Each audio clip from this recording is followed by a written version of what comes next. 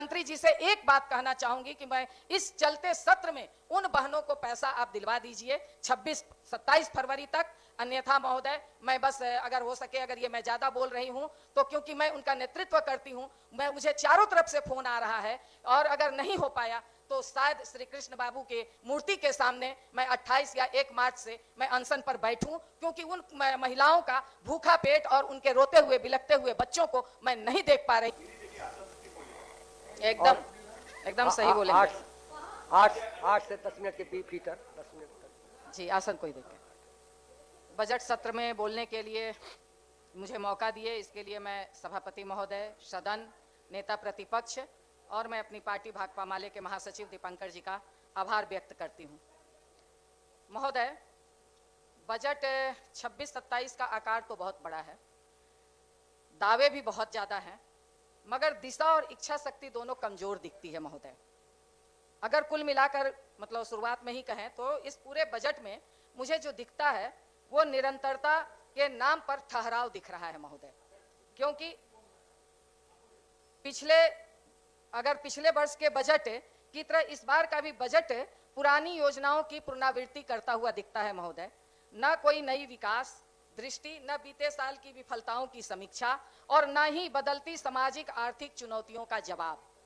क्योंकि महोदय अगर हम कहें कि सामाजिक आर्थिक जो चुनौतियां आज हमारे सामने हैं, क्योंकि बहुत जीडीपी की बात हो रही है, बहुत ज़्यादा ये मतलब व्यक्तिगत आय की बात हो रही है, प्रति व्यक्ति आय की बात हो रही है, मगर महोदय जिस तरह से यह सरकार इस बार बनते ही जिस तरह से गरीबों के घरों को ढहा गया, आप समझ लीजिए कि वो उससे क्या हमारा प्रति व्यक्ति आय बढ़ेगा। जो पूरी जिंदगी की कमाई से वो घर बनाए, आज उनका घर ढहा दिया गया, तो इससे तो वो व्यक्ति की पूरी जिंदगी की कमाई भी गई और उस कोई प्रति व्यक्ति आय भी नहीं बढ़ेगा और हमारे बजट में ये घाटा भी आएगा। तो इसलिए मैं ये बात कहना चाहती हूँ कि इस पर तो तत्काल रोक लगाई जाए और निश्चित तौर पर क्योंकि बहुत बड़ी बात हो रही है, मैं महिला सशक्तिकरण की पक्षधर हूं महोदय, लगातार महिला प्रश्नों पे लड़ती रही हूं। 10,000 रुपया ठीक है आपने महिलाओं को दिया, मगर आज वही महिलाएं चीख चीख कर कह रही हैं कि क्या 10,000 हम लोगों को इसलिए दिया गया कि हमारा घर ढा दिया जाए। आज वो पूछ रही है, देख लीजिए सोशल मीडिया पे सैकड़ों ऐसे वीडियो चल रहे हैं, उन महिलाओं की चीख आपसे बर्दाश्त नहीं होगी।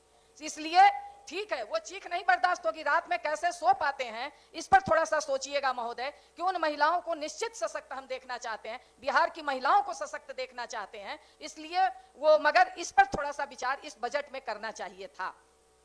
दूसरा, यदि अगर हम लोग बात करें तो शिक्षा के बजट पर अगर हम आते हैं तो फिर विभागवार पर और विस्तार से जाएंगे महोदय, मगर बातें बहुत ज़्यादा हो रही हैं कि बहुत हम आगे बढ़ गए हैं, बहुत ज़्यादा हम विकसित जगह में चले गए हैं, इतना इंफ्रास्ट्रक्चर बना दिए हैं, मगर यदि हम देखें तो नामांकन दर भी हमारा कम हो रहा है।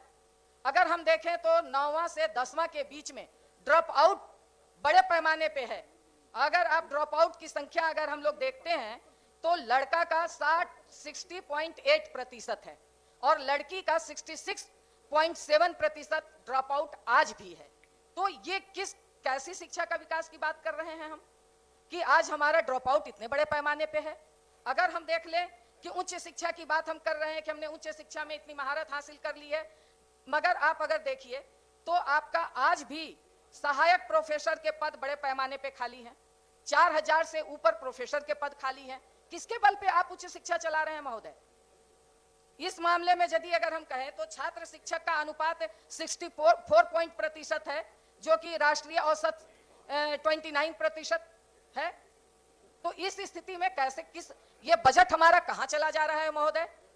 तो इस बात पर कि हम जो शिक्षा में इतना बजट दे रहे हैं वो बजट हमारा कहां जा रहा है, इस पर जरूर हम लोगों को सोचना चाहिए महोदय।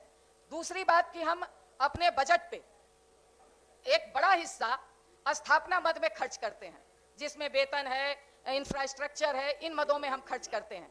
मगर यदि अगर उस दिशा में हम देखते हैं महोदय कि आज भी हम विकसित बिहार की बात कर रहे हैं, मगर हमारे पास जितने भी अगर बड़े पैमाने पे आज भी हम आउटसोर्स के जरिए अपने कर्मचारियों से काम ले रहे हैं, जो संविदा पर हैं, ठेका और मानदेय पर हैं, तो हमारा बड़ा बजट कहां जा रहा है महोदय? हम उन्हें न्यूनतम मजदूरी तक नहीं दे पा रहे हैं। तो हमारा स्थापना का बजट इस दिशा में बढ़ना चाहिए कि आउटसोर्स, क्योंकि अगर आप देखें आउटसोर्स में हम तमाम कंपनियों को, एनजीओ को शामिल कर रहे हैं, उसमें एक बड़ा बजट जा रहा है बीच में महोदय। और अगर दूसरी बात हम करें तो नियोजन भवन, इतनी बड़ी बिल्डिंग हम बना करके रखे हुए हैं जिसपे कि सरकार का बड़ा हिस्सा खर्च हो रहा है, मगर उस नियोजन भवन का क्या काम है? जब आप बेल्ट्रॉन से काम ले रहे हैं, आप आउटसोर्स से ले रहे हैं, आप उर्मिला जैसी कंपनियों से ले रहे हैं, तो नियोजन भवन किस काम का है? बजट का बड़ा हिस्सा तो इसी सब में खत्म हो जा रहा है। अगर उस दिशा में हम देखें कि बजट का बड़ी बात हम कर रहे हैं, मगर माननीय मुख्यमंत्री जी भी आए हैं और बड़ी बात महिला सशक्तिकरण की करते हैं, मगर उस बजट में अगर हम कहें तो हमारी आशा कार्यकर्ता जो स्वास्थ्य की बजट को जमीन पे ले जाती हैं, स्वास्थ्य के हर काम को जमीन पे ले जाती हैं, आज 6 महीने से उसको पैसा नहीं मिल रहा है। आपका बजट कहां चला जाता है? 4,000 कमाने वाली, 5,000 कमाने वाली को 6 महीने से आप पैसा नहीं दे रहे हैं। आप कभी, और ये सिर्फ इस साल का नहीं, अगर आप 23 का देख लीजिए, 24 का देख लीजिए, हर साल 3 महीने 4 महीने इन महिलाओं को पैसा, आप 3 महीने 4 महीने, हर साल अगर कहिए 4 महीने पैसा इनको नहीं मिलता है। तो ये बजट कहां चला जा रहा है? हेल्थ का बड़ी बड़ी बजटें हैं, कहां चली जा रही हैं? तो इस दिशा पे सोचना चाहिए महोदय। आप देख लीजिए, गलत आप कह सकते हैं, मगर ये तो आपकी सरकार की बात है, आप इसको उठा के देख लीजिए। 6 महीने से अभी पैसा नहीं मिला है, वो कैसे घर परिवार चला रही। हमको आपको नहीं मिलेगा तो हम लोग छटपटाने भी लगते हैं कि कैसे हमारा चलेगा, मगर वो 4,000 5,000 कमाने वाली को आप नहीं दे रहे हैं। ये माननीय घनश्याम ठाकुर जी ने उठाया था कि जो स्कूल में पढ़ाने वाली हमारी मिड डे मील वर्कर है, उसको 4 महीने से आप पैसा नहीं दे रहे हैं। आपका बजट कहां जा रहा है? बहुत बड़ा बजट हम पेश कर रहे हैं, अब तक का सबसे बड़ा बजट हमने पेश किया, मगर जो सबसे जमीन पर काम करने वाले लोग हैं उनको आप पैसा नहीं दे रहे हैं। न्यूनतम मजदूरी बढ़ी है, मगर वो न्यूनतम मजदूरी लागू हो रही है कि नहीं हो रही है हमारे यहाँ, इस पर भी हमारा बजट, मतलब हम देख रहे हैं कि वो लागू नहीं हो रही है। तो इस पर बजट को ज्यादा से ज्यादा अगर हम लोग ले आए तो ज्यादा अच्छा होगा महोदय।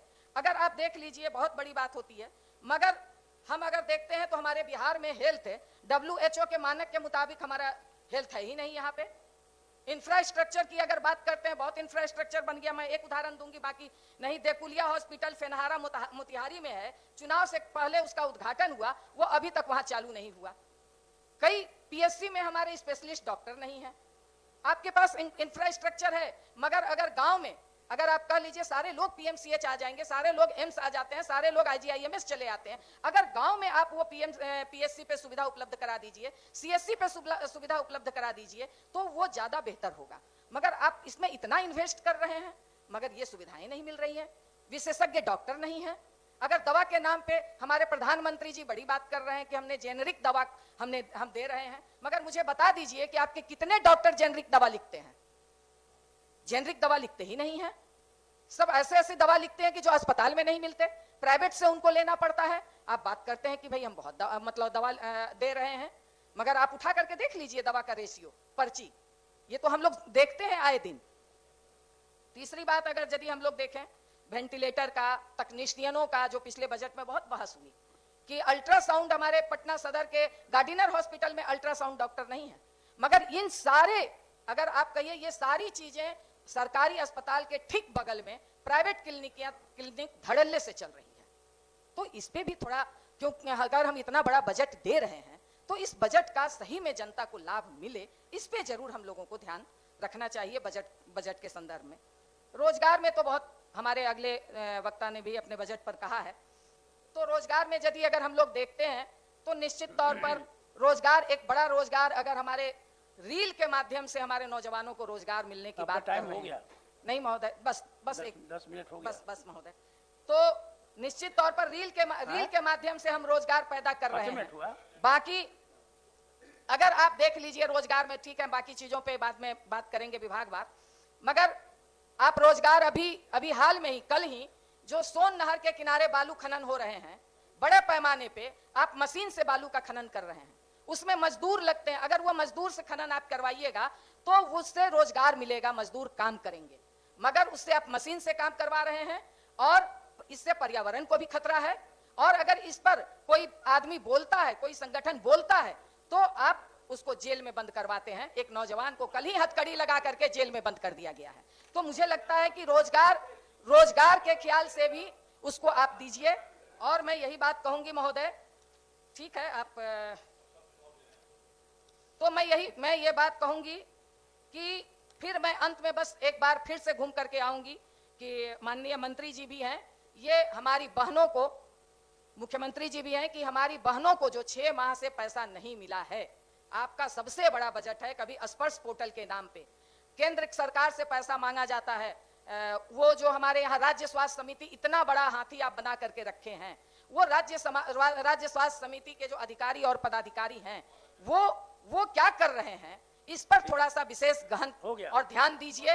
नहीं तो महोदय, मैं मुख्यमंत्री जी से एक बात कहना चाहूंगी कि मैं इस चलते सत्र में उन बहनों को पैसा आप दिलवा दीजिए 26-27 फरवरी तक।